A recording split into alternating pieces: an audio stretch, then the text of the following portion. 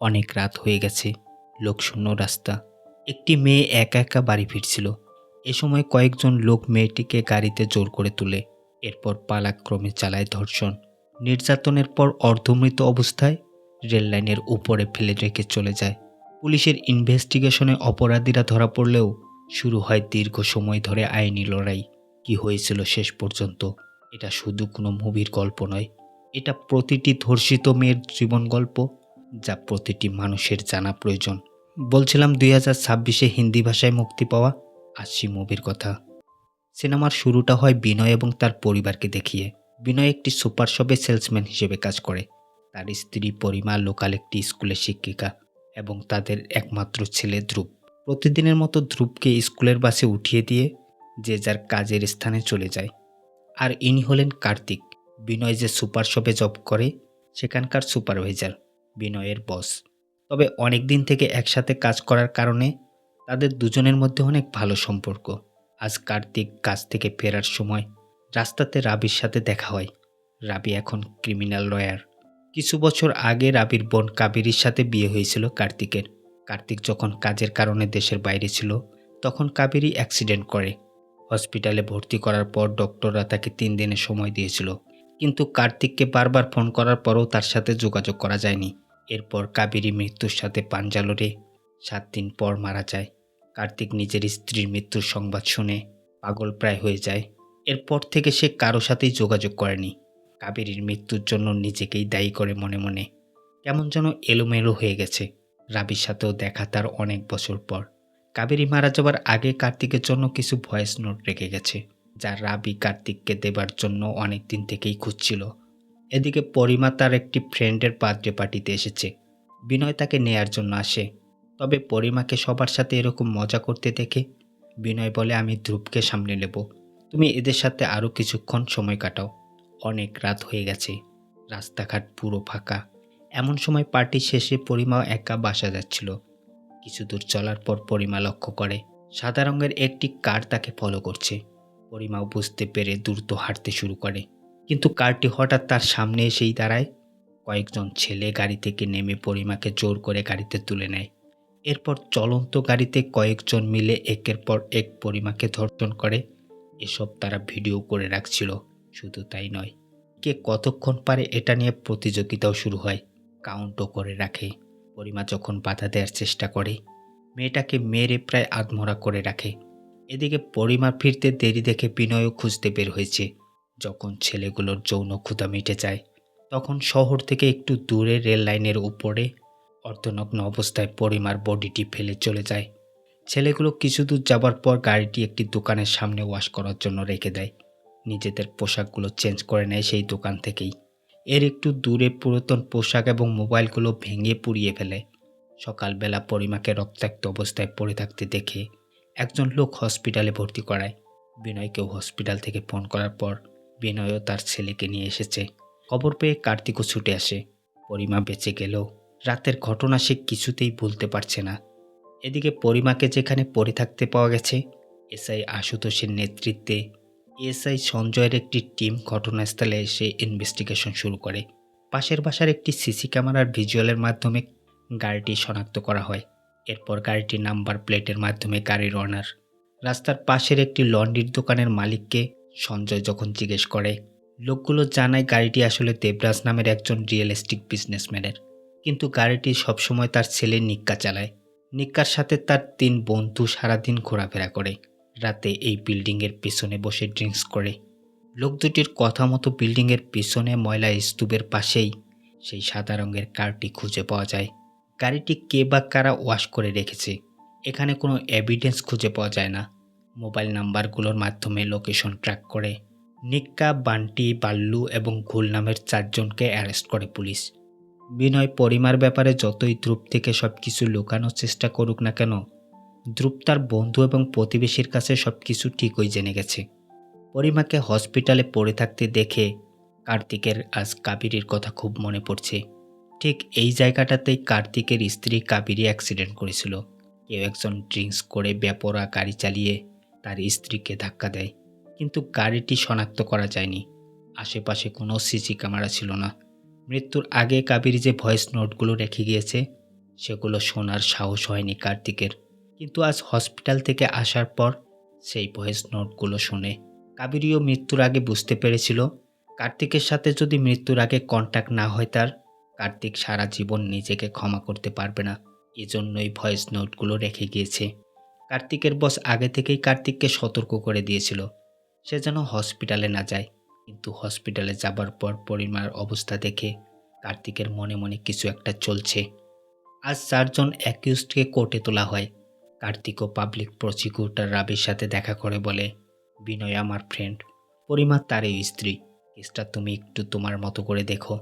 কোর্টে অ্যাকিউজদের পক্ষের উকিল নবরত্ন বলছিল, পুলিশের তদন্তে যে গাড়িটি উঠে এসেছে সেই গাড়ির সাথে কি ঘটেছে আমার ক্লায়েন্টরা কিছুই জানে না। এখান থেকে ৪৫ কিলোমিটার দূরে চান্দারার এক বিয়ের ফাংশনে অ্যাটেন্ড করার জন্য আমার ক্লায়েন্টরা যাচ্ছিল। তখন তোরাখাত পৌঁছানোর পর কিছু ছিনতাইকারী গাড়িটি ছিনতাই করে। সন্ধ্যা ৭টার দিক হবে। তোরাখাত পুলিশ স্টেশনের ৮টার দিকে রিপোর্ট করা হয়েছে। এরপর তারা সবাই বিয়েতেই ছিল সারা রাত। রাবির কথা হলো কিভাবে পৌঁছালো তারা। গাড়ি ছিনতাই হবার পর বিয়েতে অ্যাটেন্ড করা এতটাই ইম্পর্টেন্ট ছিল। নবরত্ন বলে সৌভাগ্যবশত একজন ব্যক্তি তাদেরকে লিফট দিয়েছিল। এদিকে ডিএনএ টেস্টেরও রিপোর্ট এসে পৌঁছেছে। তবে অ্যাকিউজদের কারো ডিএনএর সাথে পরিমার থেকে পাওয়া ডিএনএর ম্যাচ করছে না। আর এই সুযোগে নবরত্ন সবার জামিনের আবেদন করে। কিন্তু রাবির রিকোয়েস্ট ছিল, যেহেতু কেসটা অনেক সেন্সিটিভ, প্রাথমিক টেস্টে কোনো ভুল হতে পারে, তাই আবারও কোনো ভালো ল্যাবে তার টেস্ট করা হোক। জজও সবার জামিন নাকচ করে দ্রুত আবার ল্যাব টেস্ট করতে বলে। কোর্ট শেষে আজ রাবি পরিমার সাথে দেখা করতে এসেছে। পরিমার মনে হাজারো প্রশ্ন। রাবিকে জিজ্ঞেস করে, ম্যাডাম, কেউ কেউ বলছে এই কেসটা সলভ হতে ১৫-২০ বছর লেগে যেতে পারে। আবার যদি আমরা অ্যাকিউজদের দোষী প্রমাণ করতে না পারি, উল্টো আমার নামেই কেস হতে পারে। রাবির কথা অনেকেই তো অনেক কিছুই বলে। কেউ কেউ তো আবার কোর্টের বাইরেই ২-১ কোটি টাকা নিয়ে সেটেলমেন্টও করে ফেলে। জানি না তোমার কাছে এমন অফার এসেছে কিনা। কোর্টের মধ্যে আমি তোমার রিপ্রেজেন্টেটিভ, কোর্টের বাইরে তোমাকেই সব কিছু দেখতে হবে। কোর্টে যদি তুমি ওই ৪ জনকে আইডেন্টিফাই করতে পারো, তাহলে কোনো ফরেনসিক টেস্ট, ডিএনএ টেস্ট কোনো কিছুরই প্রয়োজন হবে না। ৪ জনের কথা শুনে পরিমা বলে, ওরা তো ৫ জন ছিল, কিন্তু পুলিশ এফআইআরে ৪ জনের কথা উল্লেখ করেছে এবং ৪ জন অ্যাকিউজডকে অ্যারেস্টও করা হয়েছে। পরিমা জানায়, না, ওরা ৫ জন ছিল, একজন গাড়ি চালাচ্ছিল। তাদের মধ্যকার ২ জনের নাম আমার মনে আছে। যে আমাকে জোর করে গাড়িতে তুলেছিল সে ছিল সমীর। গাড়ির ভেতরে ৪ জনের মধ্যকার হ্যারি নামের একজনের বন্ধু ছিল সমীর। আর সমীর গাড়ি থেকে আগেই নেমে গেছে। পুলিশের জিজ্ঞাসাবাদে ৪ জনের কেউ সমীরের কথা স্বীকার করছে না।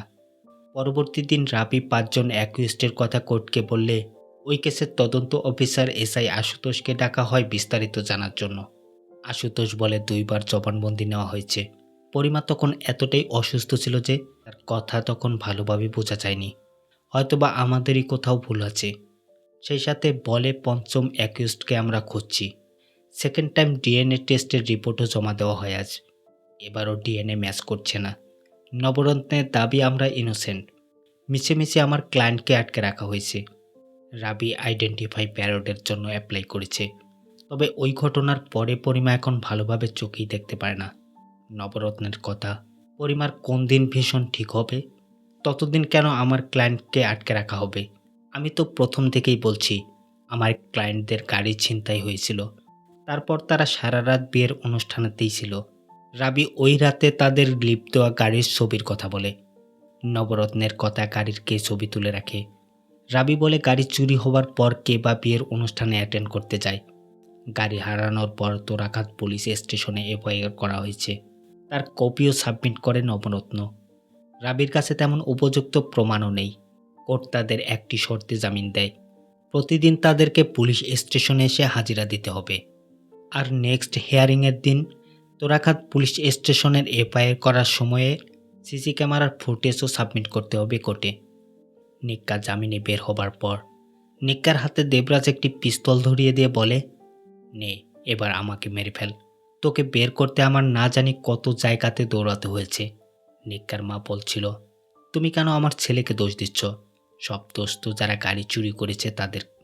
দেবরাজ বলে, গাড়ি চুরি হয়নি, আমি গাড়ি চুরির নাটক সাজিয়ে তোমার ছেলেকে বাইরে বের করেছি। তোমার ছেলে রেপ করেছে। তবে নেক্কার কথা আমি কিছুই করিনি। আমি শুধু ড্রাইভ করছিলাম।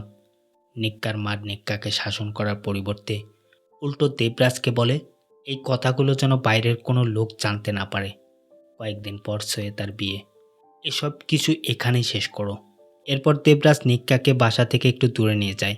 বুঝিয়ে বলে, দেখো, এই বয়সে এসব করাটা খুবই স্বাভাবিক। তবে এসবের জন্য যেন পরিবারের লোক পেরেশান না হয়। যা করবি দূরে, একবারে নিখুঁতভাবে। মানে বাবা হয়ে ছেলেকে এক প্রকার লাইসেন্স দিয়ে দিচ্ছে। এদিকে আজ হসপিটাল থেকে পরিমাকে বাসায় নিয়ে আসা হয়। তাদের সুরক্ষার জন্য কোর্ট থেকে দুজন পুলিশও নিয়োগ করা হয়েছে। বিমলের ভাই বিমলকে বোঝাচ্ছে, এভাবে চুপচাপ থাকলে আমাদের মান সম্মান একেবারে ধূলিসাৎ হয়ে যাবে। তুই শুধু একবার বল, গ্রাম থেকে লোকজন এনে একে একে সবাইকে মেরে দেব। কিন্তু বিমলের আইনের প্রতি পূর্ণ আস্থা রয়েছে। ইলিগ্যালভাবে সে কিছুই করতে চাচ্ছে না। পরিমা সুস্থ হলেও সেই রাতের নির্যাতনের কথা কিছুতেই ভুলতে পারছে না। এমনকি বিনয় তাকে স্পর্শ করলেই চমকে চমকে উঠছে। এভাবে চলতে থাকলে পরিমা এই ট্রমা থেকে কখনো বের হতে পারবে না। তাই পরিমা পূর্বে যেখানে জব করত সেই স্কুলে আসে। আবার যদি বাচ্চা এবং স্কুল নিয়ে ব্যস্ত হয়ে যায়, হয়তো সে স্বাভাবিক জীবনে ধীরে ধীরে ফিরতে পারবে। তবে স্কুলের প্রিন্সিপাল চাচ্ছে না পরিমা আবার স্কুলে আসুক। প্রিন্সিপালের কথা, তুমি স্কুলে আসার জন্য রেডি থাকলেও স্কুল রেডি নয়। তোমাকে ওরা ভুলতে দেবে না। বাচ্চারা আর বাচ্চা নেই। 9 ক্লাসের ছেলেমেয়েরা তাদের হোয়াটসঅ্যাপ গ্রুপে পরিমাকে নিয়ে কি আলোচনা করে তার একটি স্ক্রিনশট প্রিন্সিপাল পরিমাকে দেখায়। বলে, ওরা তোমার সাথে ঘটে যাওয়া ঘটনাকে কেন্দ্র করে বিভিন্ন কার্টুন মিমস ভিডিও বানাচ্ছে। শুধু একটি নয়, আরও অনেক গ্রুপ রয়েছে। এই অবস্থায় তোমাকে কেমন করে স্কুলে আসতে বলি? পরের দিন আইডেন্টিফিকেশন প্যারেড শুরু হয়। গ্লাসের এক পাশে পরিমাকে রেখে অপর পাশে অ্যাকিউজদের রাখা হয়। তাদেরকে ওই সকল কথা বলতে দেওয়া হয় যে কথাগুলো পরিমা গাড়িতে শুনতে পেয়েছিল। এমনটা করার পরও পরিমা তাদেরকে আইডেন্টিফাই করতে পারে না। আবার ওই রাতে 4 জন অ্যাকিউজদের মধ্যে হ্যারি নামের একজন যখন তার গার্লফ্রেন্ডের সাথে দেখা করে গাড়িতে গিয়ে বসে, তখন পিছন থেকে কেউ একজন মাথায় পিস্তল ঠেকায়। জোর করে সেই রেল লাইনের কাছেই নিয়ে যায় যেখানে পরিমাকে ফেলে রাখা হয়েছিল। এরপর ছাতা মাথায় দিয়ে হ্যারিকে উলঙ্গ করে সেই একই জায়গাতে গুলি করে মেরে ফেলে রাখে। পরবর্তী দিন সকালবেলা এই খবরটা চারিদিকে ছড়িয়ে পড়ে। আবার নেককার বোন শ্বেতা হ্যারির মৃত্যুর সংবাদ শুনে দ্রুত নিক্কাকে গিয়ে জানায়। হ্যারির মৃত্যুর কথা শুনে নিক্কাও প্রচণ্ড ভয় পেয়ে যায়। শ্বেতা নেককার এমন অবস্থা দেখে সব কিছুই সত্যি সত্যি খুলে বলতে বলে, এমনকি নিজের কসমও দেয়। এক পর্যায়ে নিক্কাত শ্বেতার কাছে সব কিছুই স্বীকার করে, বলে, আমার ভুল হয়ে গেছে, এবারের মতো আমাকে বাঁচাও। শ্বেতা যেন এটা কিছুতেই মানতে পারছে না। এদিকে হ্যারি খুন হবার পর বিষয়টা এতটাই হাইলাইট হয় যে এখন সবাই সেই আমব্রেলা ম্যানের জয় জয়কার করছে। সোশ্যাল মিডিয়া, টিভি নিউজ, সবখানে আমব্রেলা ম্যানকে নিয়েই চর্চা। পরিসংখ্যান অনুযায়ী প্রতি 20 মিনিটে ইন্ডিয়ার একজন মেয়ে রেপ হয়। কারো কারো মতে প্রতিটি রেপিস্টকে এমন করে মেরে ফেলা উচিত। আমব্রেলা ম্যান নামের একটি পেজও খোলা হয়। আমব্রেলা ম্যানকে সবাই বাহবা দিলেও রাবি ছিল এর বিরুদ্ধে। রাবির কথা, রেপের জন্য যদি কাউকে আজ মারা হয় তাহলে কাল মার্ডারের জন্য আবার রেপ হতে পারে, আবার রেপের জন্য মার্ডার, মার্ডারের জন্য আবার নতুন মার্ডার। এসব চলতে থাকলে দেশের আইন শৃঙ্খলা কোথায় গিয়ে দাঁড়াবে? সবাইকে আইনের প্রতি শ্রদ্ধাশীল হওয়া উচিত। পরিমা এবং বিনয়ের আইনের প্রতি পুরো আস্থা ছিল। এভাবে কাউকে মেরে ফেলা পরিমাও সাপোর্ট করে না। তবে হ্যারির মৃত্যুটা তার মনে কিঞ্চিত পরিমাণের হলেও আনন্দ দিচ্ছে। পরের দিন কোর্টে নবরত্ন হ্যারির মৃত্যুর কথা বলে সবাই এখন ইনসিকিউরিটিতে ভুগছে তা তুলে ধরে এবং রিকোয়েস্ট করে প্রতিদিন যে থানাতে গিয়ে হাজিরা দিতে হয় এটা যেন কনসিডার করা হয়। কিন্তু জজের কথা এটা কোনোভাবেই সম্ভব নয়। প্রয়োজনে সিকিউরিটি দেওয়া হবে সবাইকে। তোরাখাত পুলিশ স্টেশনের আইটি ডিপার্টমেন্টের হাবিলদারকে নিয়ে আসা হয়েছে। তবে তার কাছে কোনো সিসি ক্যামেরার ফুটেজ নেই।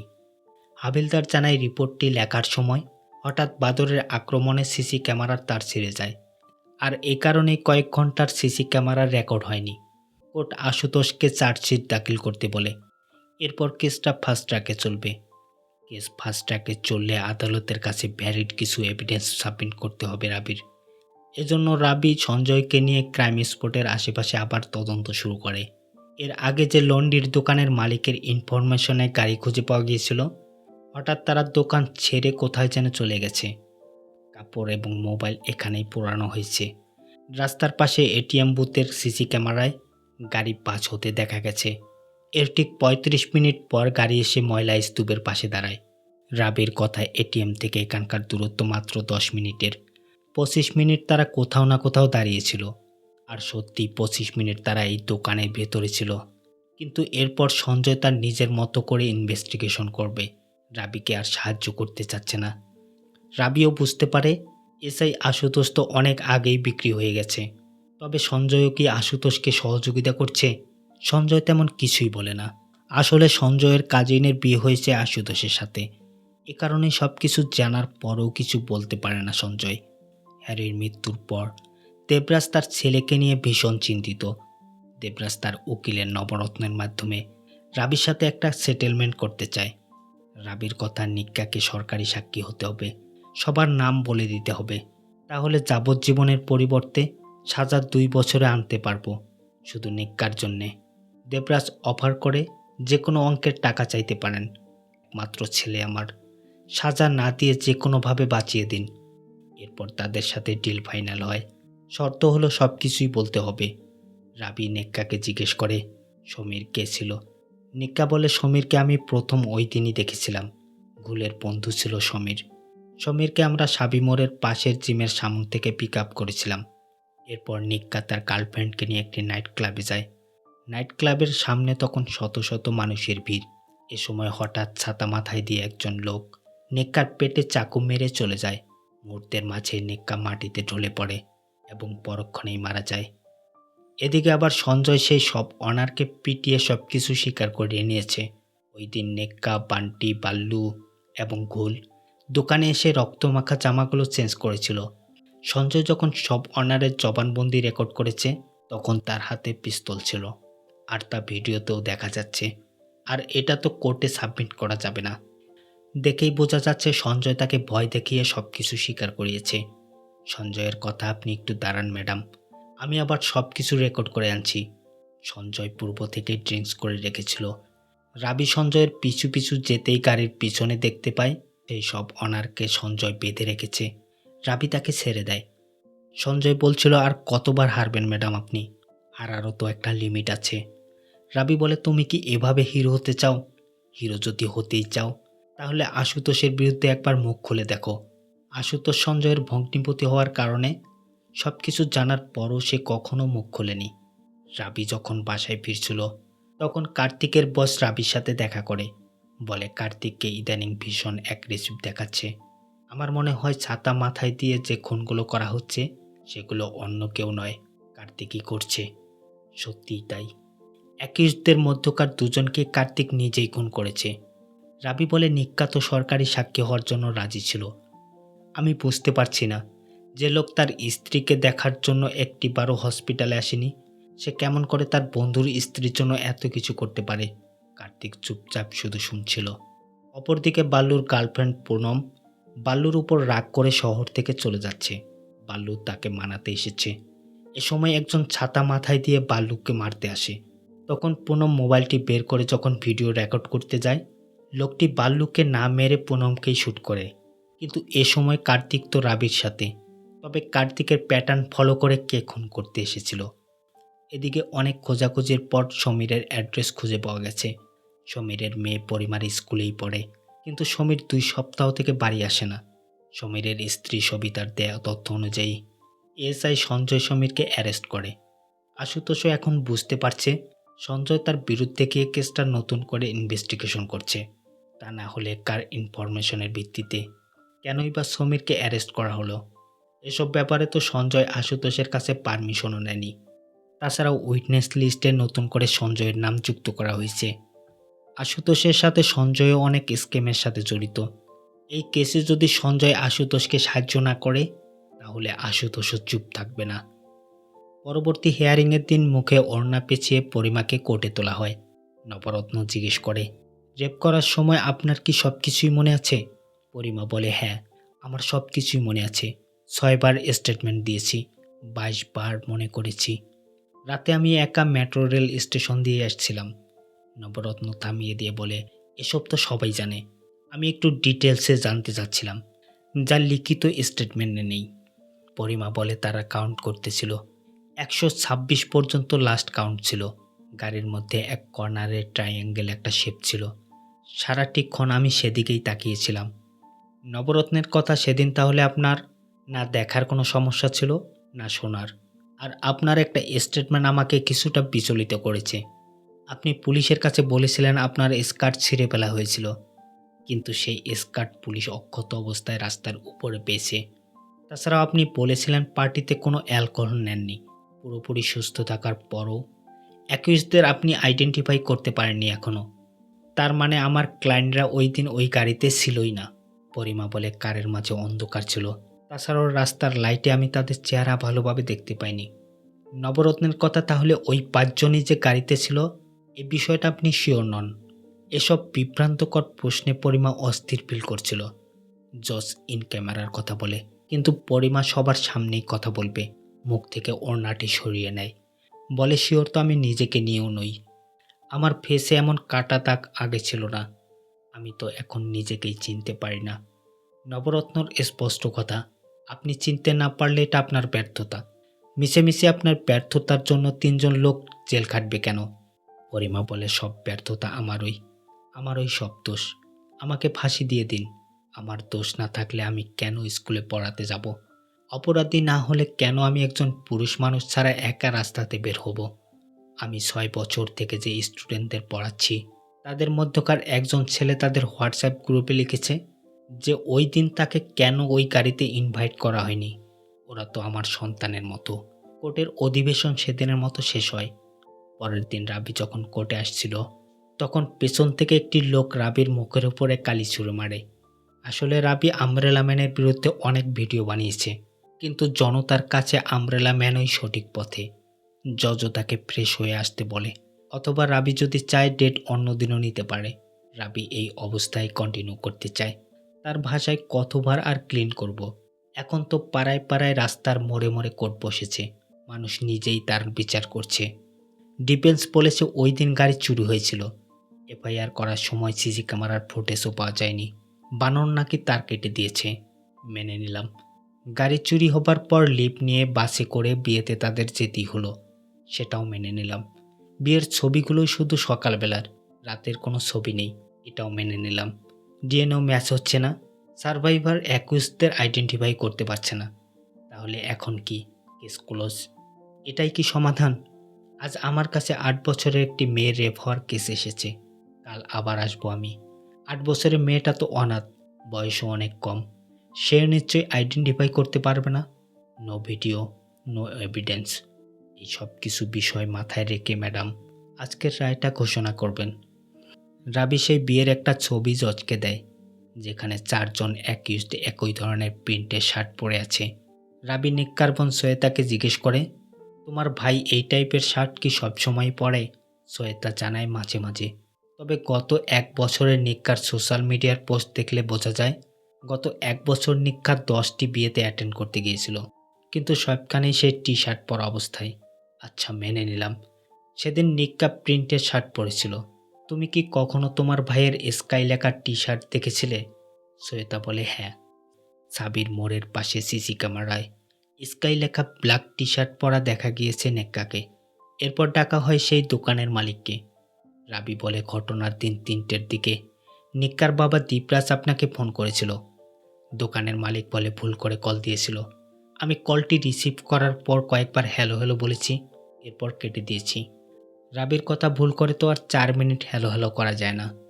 এরপর সঞ্জয়কে ডাকার পর রাবি জানতে চায়, আসলে পুলিশের মালখানা থেকে ডিএনএ স্যাম্পল পরিবর্তন করাটা কি সম্ভব? তবে নবরত্নের কথা, প্রসিকিউটর এমন একজন পুলিশ অফিসারকে সাক্ষী হিসেবে দাঁড় করিয়েছে যার বিরুদ্ধে ঘুষ নেওয়ার অভিযোগ রয়েছে।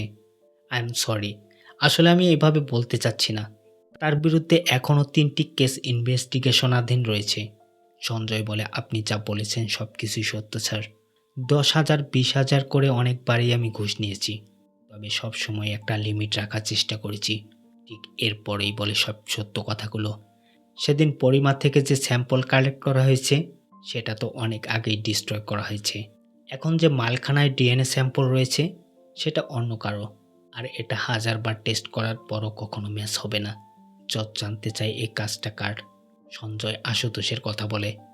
বিরতির পর যখন কোর্ট আবার বসে, কোর্টে অনেক ছোট ছোট ছেলে মেয়েদেরকে দেখে জজ বলছিল, এখানে অনেক সেন্সিটিভ আলোচনা হবে, এদেরকে কেন এলাও করা হয়েছে। রাবি বলে, বাইরে তো এদের সামনেই সব কিছু করছে, তারা এখান থেকে কিছু শিখুক না। এ ব্যাপারে অবশ্য নবরত্নেরও কোনো অবজেকশন নেই।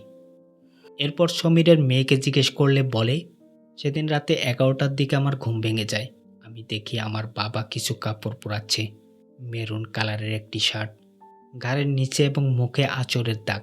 আর এই সমীরকেই সাবি মোড়ের জিমের সামনে থেকে পিক আপ করা হয়েছিল। সেই সিসি ক্যামেরার ফুটেজও দেখানো হয়। রাবির কথা, তারা যদি গাড়ি হারানোর পর তোরাকাত পুলিশ স্টেশনে এফআইআর লিখতেছিল, এরপর দিল্লি থেকে ৪৫ কিলোমিটার দূরে বিয়েতে কিভাবে অ্যাটেন্ড করে, তাহলে কিভাবে তাদের ৯টা ২৮ সাবি মোড়ের পাশের স্টেশনে দেখা যায়। নবরত্নকে ডিফেন্স করতে দিলে নবরত্ন সমীরের মেয়েকে জিজ্ঞেস করে, আচ্ছা তোমার কি মনে হয় তোমার বাবা রেপ করতে পারে? আসল ঘটনা হলো ২ দিন আগে তুমি তোমার স্কুলে ড্যান্স করেছিলে, এ কারণে তোমার বাবা তোমাকে মেরেছিল। আর তার প্রতিশোধ নেবার জন্যই তুমি তোমার বাবার নামে মিথ্যে কথা বলছো আজ। এখন তুমি বলো, সেদিন কি তোমার বাবা কাউকে রেপ করে বাড়ি ফিরেছিল? মেয়েটি সবাইকে অবাক করে দিয়ে বলে, ওই দিনের কথা তো জানি না, তবে আমার বাবা এর আগে এমন করেছিল আমার মায়ের সাথে। আসলে সমীরের আজ যে স্ত্রী, তাকে সমীর একসময় ধর্ষণ করেছিল, আর এ কারণে সমীরের জেল হয়েছিল। এরপর তাদের বিয়ের শর্তে সমীরকে মুক্ত করা হয়। আজ তাকে তার ধর্ষকের সাথেই সংসার করতে হচ্ছে। রাবি রিজয়েন্ডারে বলে, ম্যাম আমার শুধু একটাই রিকোয়েস্ট, আজকের রায় যেন সকল সার্ভাইভারদের কথা বিবেচনায় রেখে দেয়া হয়। হয়তো এমন অনেক সার্ভাইভার আছে যাদের কথা কোর্ট পর্যন্ত কখনো পৌঁছায় না, কখনো বা থানাতেও না। সমগ্র দেশে প্রতি মিনিটে একজন করে ধর্ষণ হয়, আমরা তাদেরকে কিভাবে ন্যায় দেব ম্যাম? এদিকে কার্তিক থানাতে এসে আত্মসমর্পণ করেছে, বলে সে নিজেই আমব্রেলা ম্যান। এ পর্যন্ত ২ জনকে খুন করেছে।